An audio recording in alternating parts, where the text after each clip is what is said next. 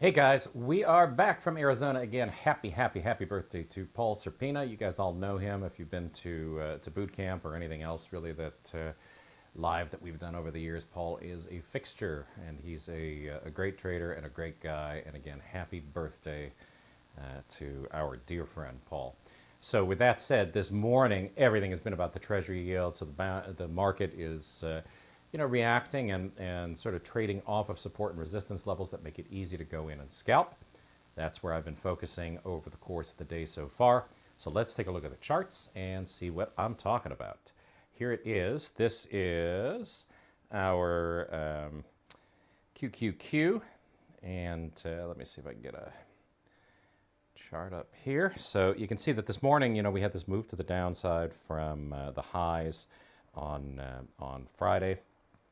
And then this pop, followed by this pop, and really this entire extension move represents where I've been looking for the fib retracements. So you can see that the fib retracement overlaps very nicely with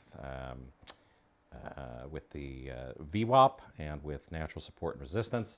We've got natural support that is down at 358.13, so it's spot 13. We've also got 8 spot 64. Those have been pretty solid levels over the course of the day so far, and I think that we can probably expect to see some more action in this area right here. So just up to the pivot, down to the line, up to the pivot, down to the line. So in the futures, that's a pretty nice move. So we're seeing some pretty good opportunities there. And in the QQQ, it also represents a pretty big swing. So that's over $1 per share traded on the Qs, which makes for a very nice NQ. So it's NQZ23, of course, is the future symbol that we're looking at. And if you look at, where price is, as I like to say, we're in the box. So we've been in the box for a while. We're trading sideways, staying around the anchored VWAPs. We've got lots and lots of confirming volume by price action here. So lots of things are telling us that we're in line with where we expect to be. We're finally starting to see these guys narrow the volatility bands here, the 2 standard deviations of this closing price. And that tells us that it might tighten up a bit. We might see things get a little bit more range bound than they currently are.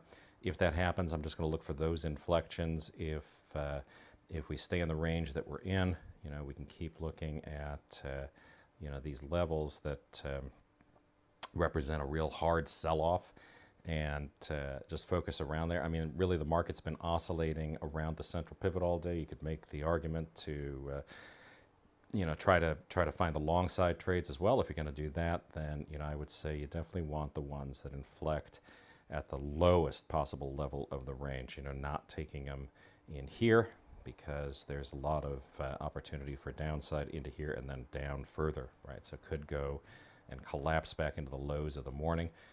For right now, though, if you focus your energy right in here, then I think you're looking at the right thing. At least that's where I'm going to be trying to trade the market as the day sort of progresses into the closing bell.